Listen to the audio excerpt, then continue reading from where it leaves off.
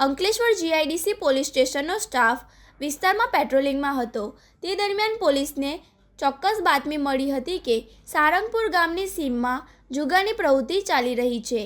બાતમીના આધારે પોલીસે સારંગપુર ગામ ખાતે આવેલા આદર્શનગર પાછળ રેલવે ટ્રેક નજીક ખુલ્લામાં આવેલા બાવળની જાળીમાં રેડ પાડી હતી।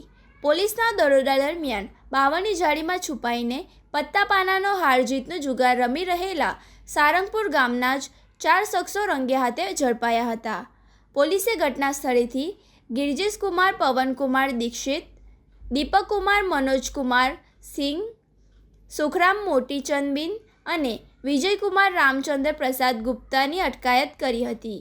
પોલીસે ઝડપાયેલા જુગારીઓની કાયદેસરની અટકાયત કરીને તેમની પાસેથી દાવ પર લાગેલા ₹16,600 અંક ઝડતીમાંથી મળેલ રોકડ 4,970 અને મોબાઈલ ફોન 15,000ની મળી કુલ ₹26,570નો મુદ્દામાલ જપ્ત કર્યો હતો।